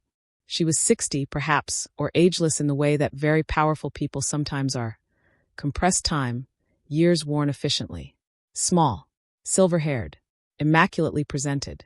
She walked into the compound's formal meeting hall with the ease of someone who had walked into 1,000 rooms she owned and found nothing remarkable in it. Her name was Aldrich Voss. She looked at me the moment she entered. Not at Cain, whose compound this was. Not at Reese or Evander, who represented equal power. At me. And her expression, controlled, professional, deliberate, shifted for just 1/2 second into something that was pure, undisguised assessment. She had expected me to look different, or to feel different, or to be positioned differently, behind the alphas, not at the table, not in the chair to Cain's left that he had placed there himself this morning without comment and without explanation, other than a brief look at me that said, "Sit here." So I sat there. And when Aldrich Voss looked at me across the formal table, I looked back. Evander had coached me that morning. Don't perform confidence. Just make decisions and let them land. I made a decision. I would not look away first. I didn't. She did. Not out of submission. Out of recalculation. The meeting began. The first 2 hours were protocol. Reports, confirmations, the formal statements of territorial status. Each pack representative spoke in turn. Each alpha responded. I sat and listened and learned the texture of how power moved in a room like this. Who deferred and who pushed, who spoke first and who waited, who said less than they knew and who said more than they should. The conclave representative said nothing for 2 hours. She listened. Like me. 2 people in the room doing the same thing for entirely different reasons. When the formal reports concluded, the question everyone had been waiting for arrived. Delivered by a compact, gray-bearded representative from the Northern Ridge named Oscar, who had the particular energy of someone doing another party's work and not entirely happy about it. The matter of the ceremony, he said. The blood moon convergence. We have reports that it was interrupted. Completed, Kane said. Under unusual circumstances. We have reports, Oscar said carefully, that the triune bond was activated. Silence in the room. Heavy. Dense. The triune bond, said the Dawnfield Pack representative, a young woman who had been quiet until now, is real, Evander said. Mild, precise. As it turns out, the room processed that. The 3 alpha bloodlines, said the Thornwood representative. Ashvale, Ironmore, Duskfall. He was looking at me. And a 4th party. Correct, Kane said. Who is she? Oscar asked. Her name, Kane said, is Seraphine Veyrath. The room did not erupt. It went very, very still. And then Aldrich Voss, who had not spoken in 2 hours, set down her water glass with a sound like a period at the end of a very long sentence. Veyrath, she said. Yes, Kane said. The Veyrath line is extinct. Demonstrably not, Evander said, with a serenity that I suspected concealed profound satisfaction. Aldrich Voss looked at me. Child, she said. Measured. You understand what you've done. I touched an altar while catching a falling tray, I said. And then I survived something that supposedly can't be survived, because apparently I'm built differently than the history books, which, as I understand it, your organization had a hand in writing. I held her gaze. Yes, I understand what I've done. Silence. Reese, to my right, made a sound low in his chest that in a different context might have been approval. The conclave, Aldrich said carefully, has an interest in the stability of the territorial alliances. The conclave, Kane said, had an agent embedded in my compound for 4 years. The temperature in the room shifted. The other pack representatives went very alert. That is, Aldrich began. Documented, Kane said. Along with the communications he sent, the information he relayed, and the instructions he received. He placed a folder on the table. He did not open it. He let it sit there, including the instruction, received 14 days ago, to locate and extract the Veyrath girl before the blood moon ceremony. Silence. Real silence. The kind that happens when a room full of powerful people realizes they have all been operating on incomplete information, and the person who has the rest of it is the person they least expected. You had prior knowledge of her identity, the Dawnfield representative said to Aldrich. Not a question. Aldrich's expression didn't change, but her hands, on the table, had gone still in the specific way of someone deciding how much to concede. The conclave has maintained records, she said carefully, of bloodlines that were believed to be. You knew the Veyrath line survived, Reese said. You knew there was a living Bridgeborn in this territory. And you hid it. The Bridgeborn bloodline presents certain threats to your operational model, Evander said very pleasantly. A triune bond unites territories. United territories don't need a conclave to arbitrate their disputes. You've been manufacturing those disputes for decades. He opened his own notebook. I have documentation on that as well. It's quite thorough. I looked at Evander. He did not look back. He was looking at his notes. But in the bond his signature was doing something that felt unmistakably like, I have been working on this all morning, and I am very pleased with how this moment is landing. The meeting fractured. Not into chaos, into something more complex. 3 of the pack representatives began speaking simultaneously. Oscar had gone white. The Thornwood representative was looking at the conclave woman with an expression that suggested the recalculation happening behind his eyes would have significant future consequences. Kane raised one hand. The room went quiet. He was good at that. This documentation will be shared with every representative at this table before you leave today, he said. What you do with it is your decision. What the conclave does is theirs. He looked at Aldrich. But there are some things that are no longer negotiable. He paused. Seraphine Veyrath is under the protection of 3 bonded alpha bloodlines. Any action against her is action against all 3 packs simultaneously. Any attempt to access, utilize, or interfere with the triune bond will be treated as an act of war. He said it plainly. No drama. No threat in his voice. He didn't need one. Furthermore, Evander said, picking up the thread seamlessly, the territorial dispute over the Black Ridgeline is hereby submitted to resolution under the Triune Bond Accord, the original framework, before it was removed from the treaty record. He looked at Aldrich. Which you know as well as I do, since your organization removed it. More silence. Then Aldrich Voss did something unexpected. She smiled. Small. Real. Almost appreciative. You've been thorough, she said. To all of us, but her eyes landed on me. We've had incentive, I said. The conclave, she said, will need to confer. The conclave, Kane said, will need to do more than that. He pushed the folder across the table. She looked at it. She picked it up. She looked at me one more time. And this time, the assessment had a different quality. Not threat, not strategy. Something closer to reckoning. Like someone looking at a thing they'd tried to prevent and finding it more substantial than they'd planned for. She left the meeting first. The other representatives stayed for 3 more hours. Questions, negotiations, the careful rewriting of several assumptions that had governed territorial politics for 20 years.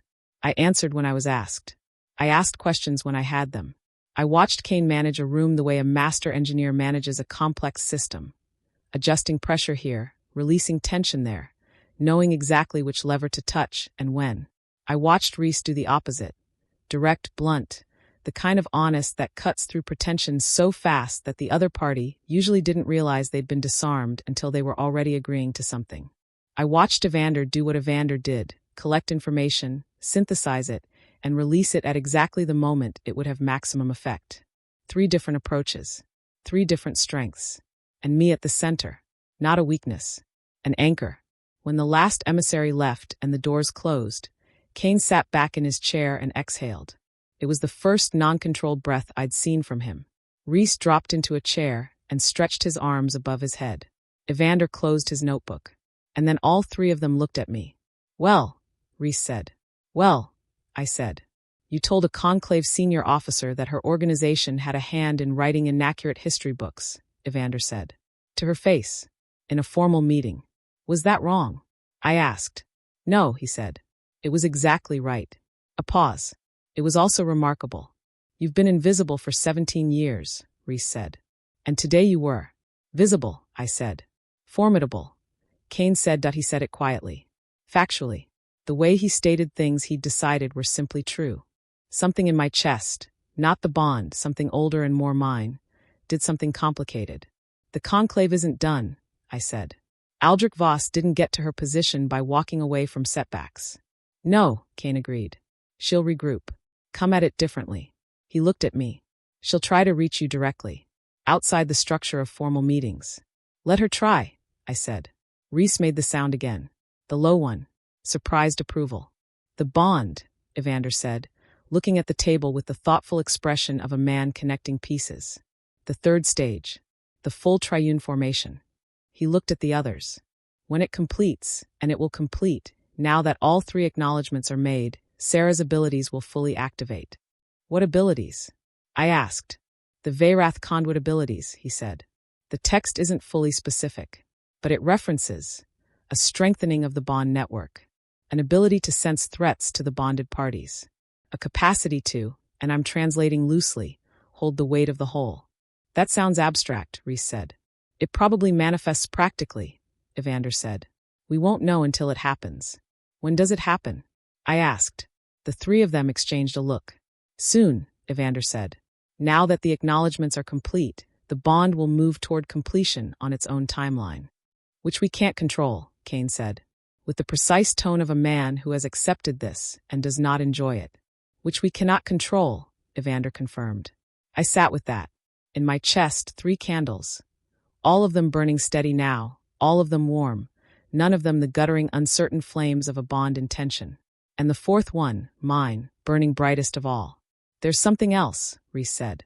He'd been quiet for a few minutes, looking at the ceiling. "The conclave woman. The way she looked at Sarah when we named the bloodline." He lowered his gaze. "She wasn't surprised enough. We all processed that." "She already knew," I said. "She knew before she walked in," Reese said. "Which means she knew before the ceremony. She knew the bond had activated. And she came here anyway. Because she wanted to see her," Evander said slowly. "To assess what I'm actually capable of," I said. "Or," Kane said, his voice very controlled, "to make contact. To establish a direct channel. Before we could establish protocols around her access to you." The room went quiet with the particular quality of people following a logic chain to its destination. "She'll come back," I said. "Not in an official capacity. Personally." "Yes," Kane said. "What does she want?" Reese asked. And that was the question. Not what did she want from the conclave's perspective. Not what did she want politically. What did Aldrich Voss personally want with me? "I think," Evander said slowly, "that she may have known my mother," I said at the same time. We looked at each other. "The letter," Evander said.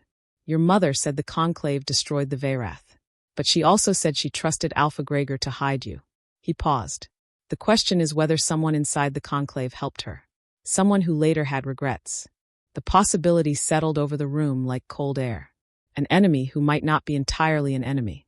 An authority who might have been, once, something more complicated. "We'll find out," I said. "When she comes. And when she does," Kane said, "you will not meet her alone." It wasn't a request, but it also wasn't a command. It was the particular tone of a person who is afraid, and is not ready to say so, and is disguising it as authority. I heard it. I let it be. "Agreed," I said. That night the bond completed. No ceremony. No altar. No warning. I was asleep, or trying to be, in my in-between room, and the moment it happened was the moment between sleeping and waking where the body forgets to keep its walls up. The bond moved like a tide. Not violent. Not painful. Immense. All three threads pulled taut simultaneously, and something in the center of the bond. The Werath part, the conduit part, the part that was apparently what I was built for, opened like a door in a room I hadn't known existed inside me. And I felt them. Not their emotions. Not their general presence. Them. Kane, awake in his study, reading the conclave documents with a cup of cold coffee, and the specific quality of thought that is really worry wearing the clothing of productivity. Reese, outside on the training grounds, running the perimeter in wolf form because he'd been restless for hours and the wolf needed to move, the silver pale form of him cutting through the dark. Evander, in the library, asleep at the reading table with his head on his folded arms and 3 books open around him like a nest. I felt them the way you feel your own heartbeat. The way you know, without looking, that your hand is there at the end of your arm. Known. Certain. Real. And then Kane felt me feel him. He went very still in his study. In the bond, he reached, the way you reach for a lamp switch in a dark room, uncertain of the distance, and found me. Sarah. Not a word. A presence. A question shaped like my name. "I'm here," I sent back. Just that. I felt his exhale. Reese felt it too. The completion, mid-stride on the perimeter, the wolf him pulling up short, and then lifting his head and howling once. Short. Sharp. Not distress. Acknowledgement. Evander woke up when it hit him. I felt him surface from sleep to awareness to clarity in the space of a breath, and then sit very still at the reading table while everything resettled around the new reality of a completed bond. And then he did something unexpected. He sent warmth. Deliberately. Consciously. Like turning up a lamp. Through the bond to me. Just warmth. "Hello, threshold girl," he sent. And I could feel the smile in it, private and real. I put my hand over my sternum. The 4th candle, mine blazed. And the wolf inside me stretched, finally fully awake, fully real, and let out a long breath that wasn't a howl and wasn't a growl, but was something in between. Something that meant, finally, the morning after the bond completed, I was different. Not visibly, but I could feel it. The Werath abilities settling into place the way your eyes adjust to a new quality of light. Not dramatic. Just more. I could feel the compound differently. The emotional weather of it. Who was afraid, who was angry, who was hiding something. I felt Fen's controlled grief when she passed the east corridor. Someone she'd trusted had betrayed the pack, and that sat in her like a stone. I felt the two young servants in the kitchen who were pretending not to notice the changes in the compound, pretending very hard, because pretending was the safest option. I recognized it bone deep. I felt the residue of Aldrich Voss's presence still in the meeting hall. Something like a fingerprint. Patient. Waiting. And I felt Kane in the war room, feeling all of it. He appeared in the corridor outside my room at 8 in the morning. He knocked. I opened the door. "You can feel the compound," he said. "Yes," I said.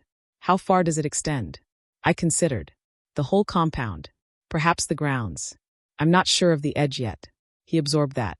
"Walk with me," he said. We walked. Not the roof this time. The grounds, the perimeter, the paths that wound between the main building and the tree line. The frost was back. Our breath misted. He asked questions. Practical ones. What I felt, how specific it was, whether it could be refined, whether it could be shielded. I answered honestly. What I noticed was this. He was asking my expertise. He was asking what I knew about what I could do. Like consulting someone. Like they had value.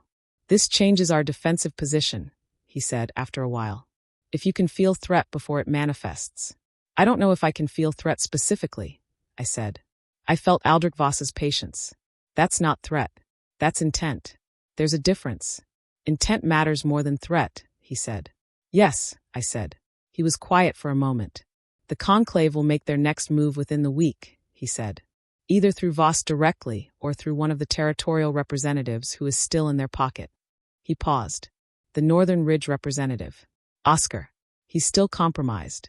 "I know," I said. He looked at me. "You felt it," he said. "In the meeting. He was afraid the whole time. But not of you. Not of the information you had. He was afraid of someone who wasn't in the room."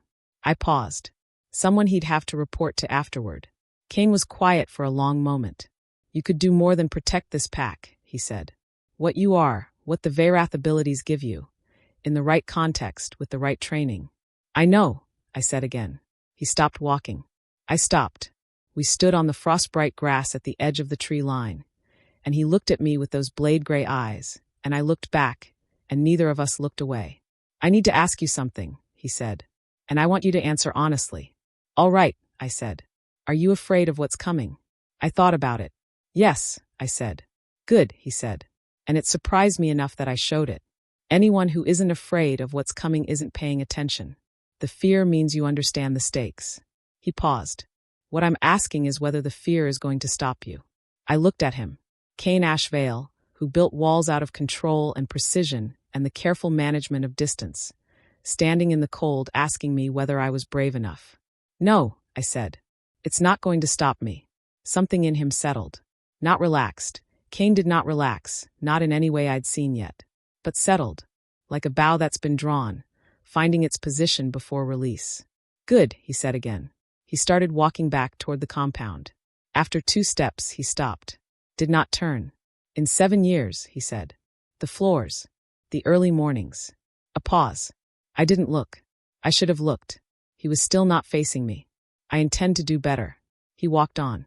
I stood at the tree line in the cold and felt the bond. His signature, sharp and ice-edged, and underneath all of it, genuinely trying. And felt something that wasn't forgiveness exactly, because what he was apologizing for didn't belong to me to forgive alone. It was bigger than that. But it was a beginning. Everything worth anything is a beginning first.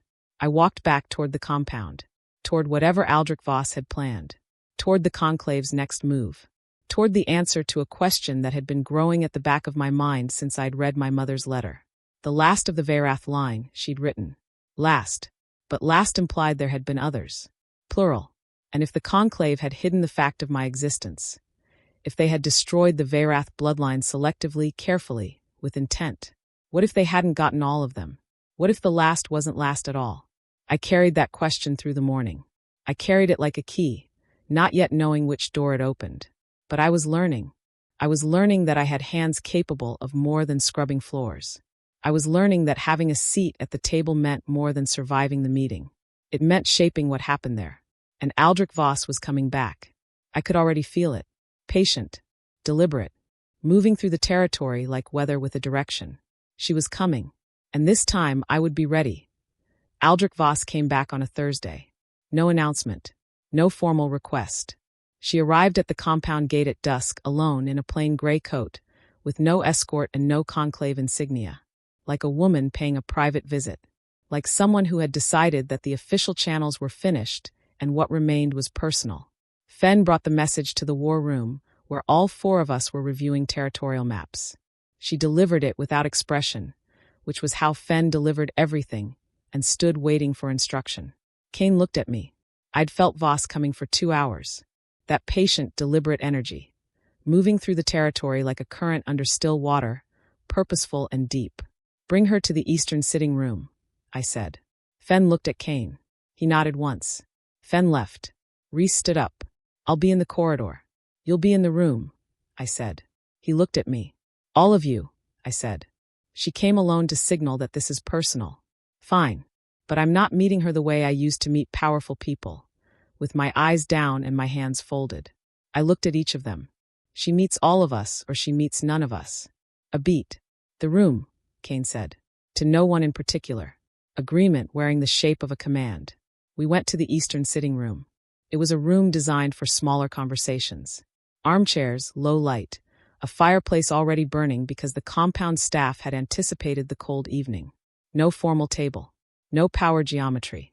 Aldrich Voss walked in and stopped.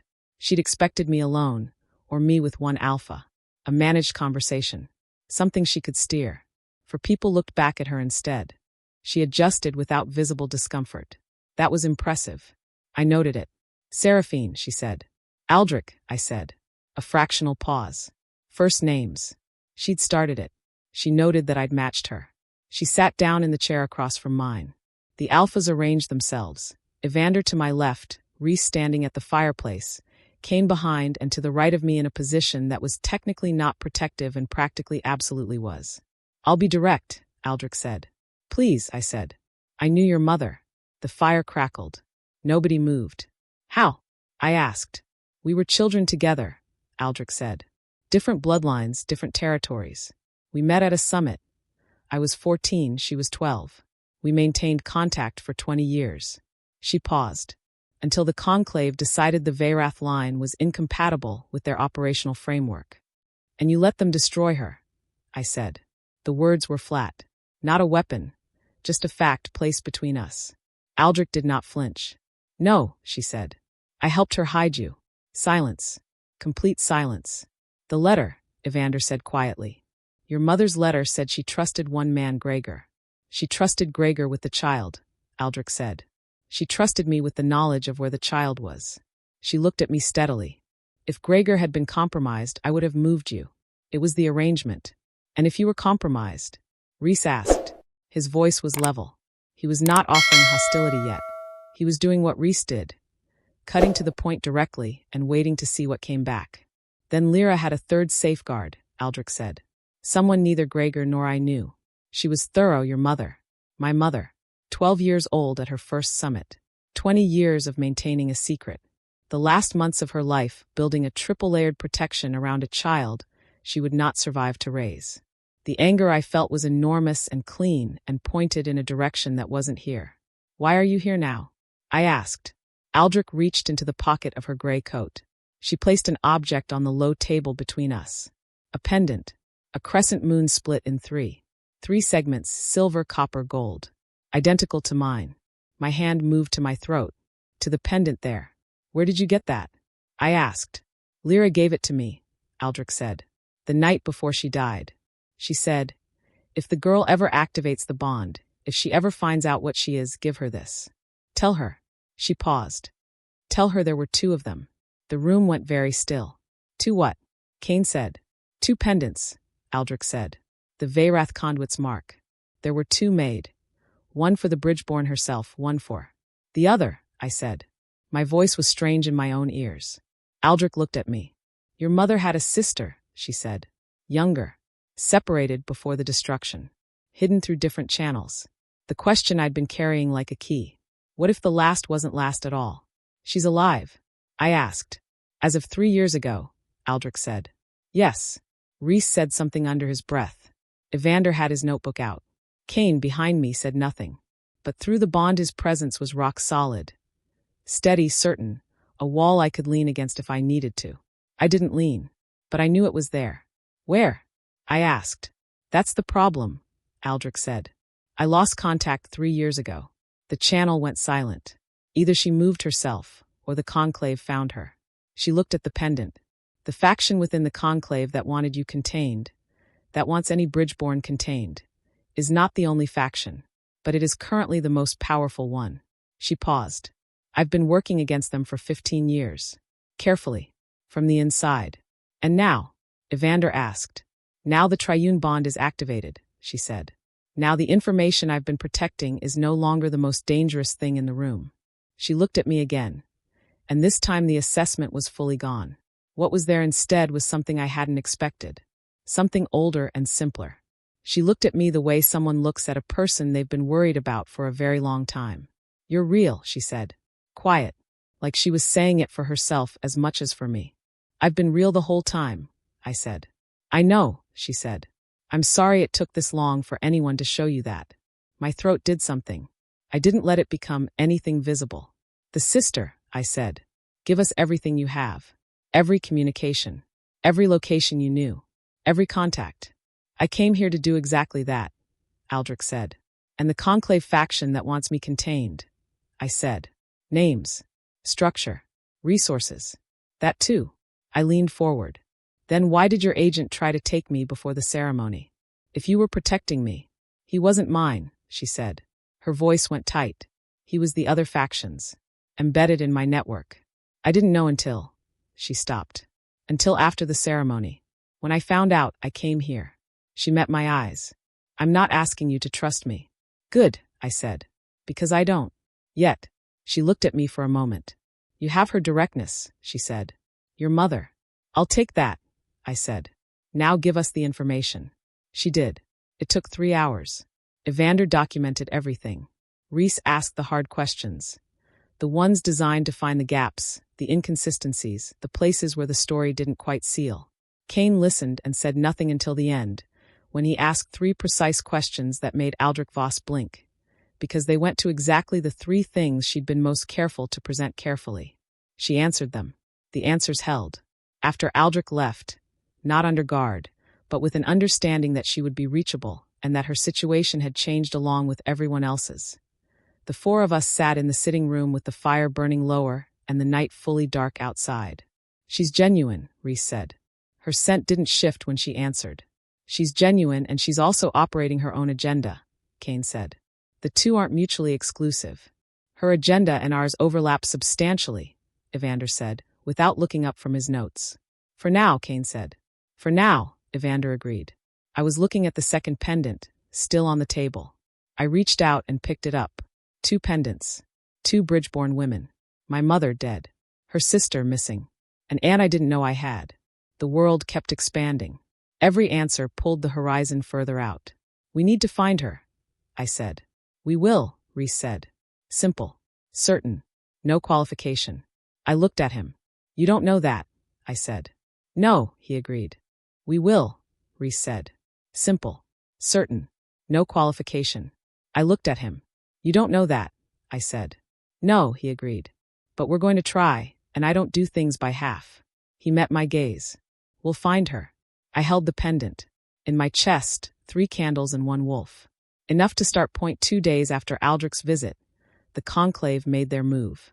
Not through diplomacy. Through the northern ridge. Oscar. The compromised representative. The man who'd been afraid of a face not in the room.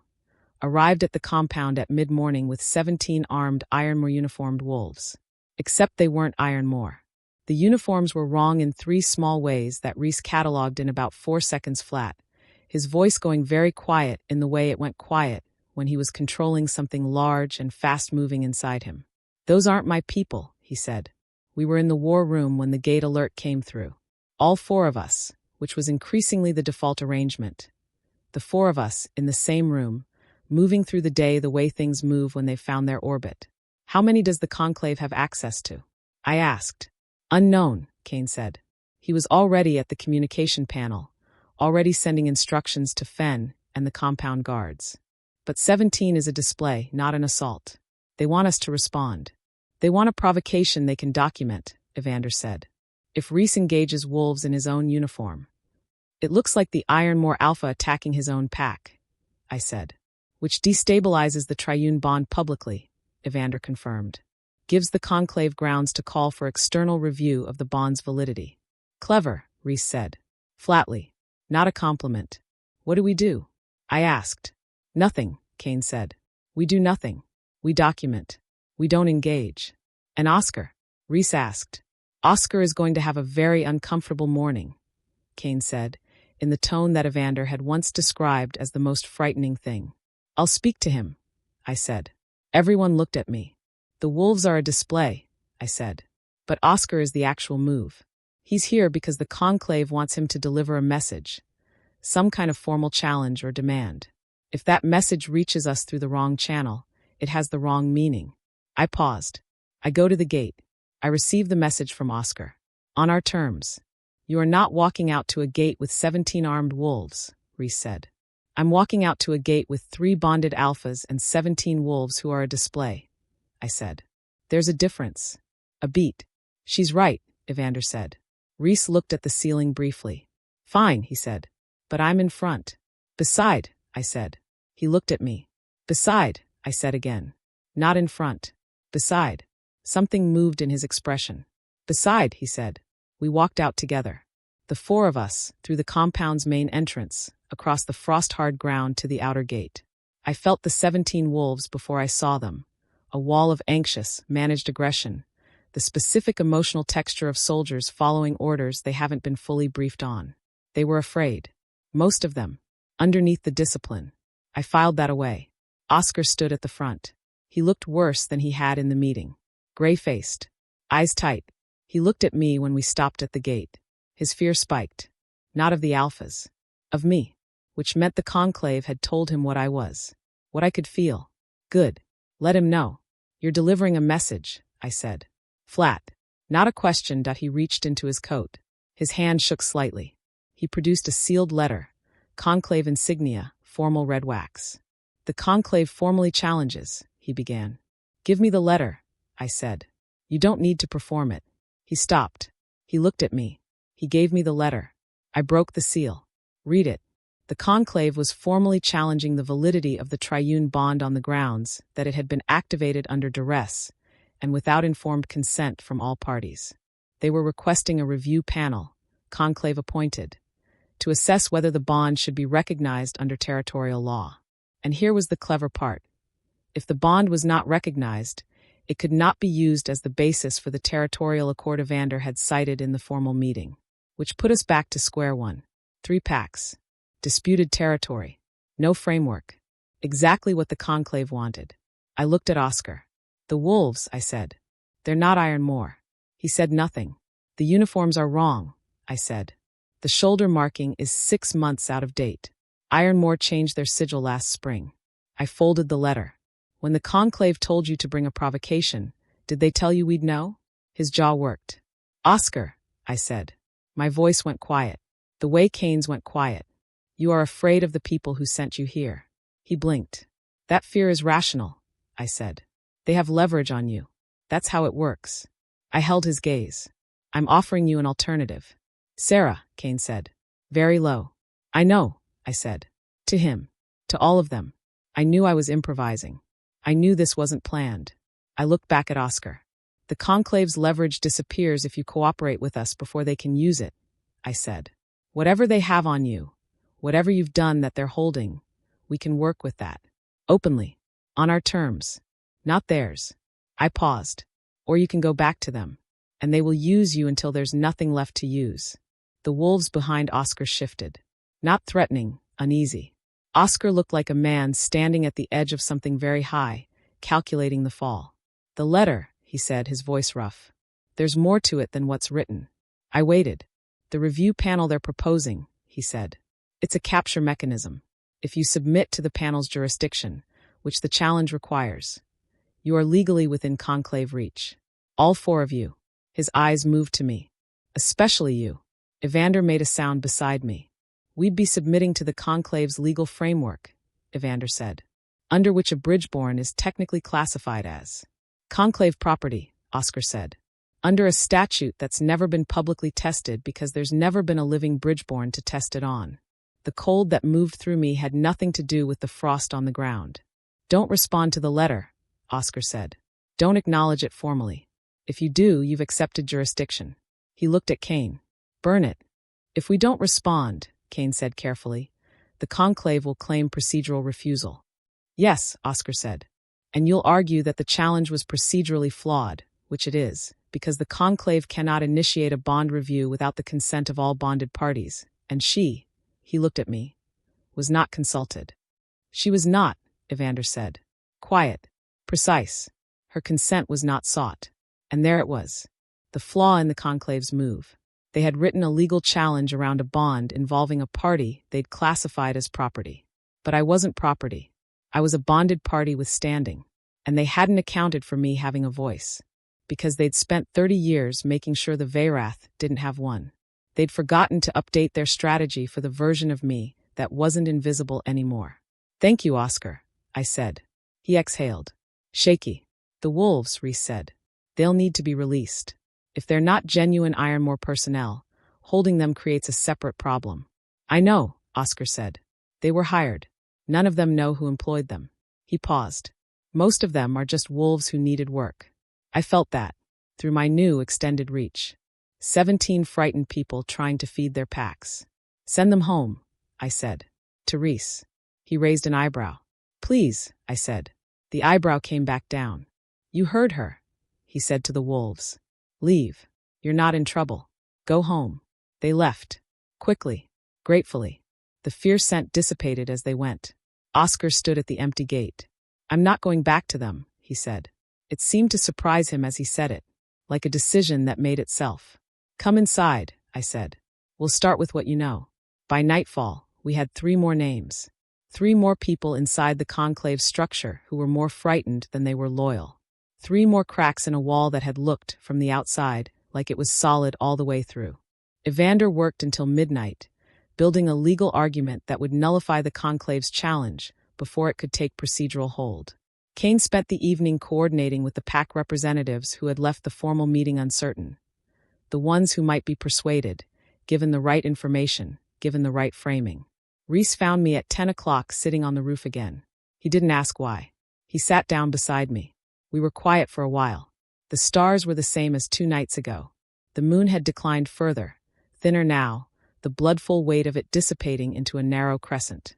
It's going to get harder before it gets easier, he said. I know, I said. The conclave isn't done. Even with Oscar. Even with Aldrich. He paused. There are people who have spent their entire careers invested in the framework we just started dismantling. They're not going to walk away. I know, I said again. Are you all right? He asked. The question again. I was starting to realize it wasn't a formula. It was him. The specific way Reese Ironmore moved through the world. Direct, undecorated, genuinely asking. I'm thinking about my mother, I said. About the fact that she built all of this, 3 safeguards, 2 pendants, years of planning, and she didn't live to see it work. I looked at the crescent moon.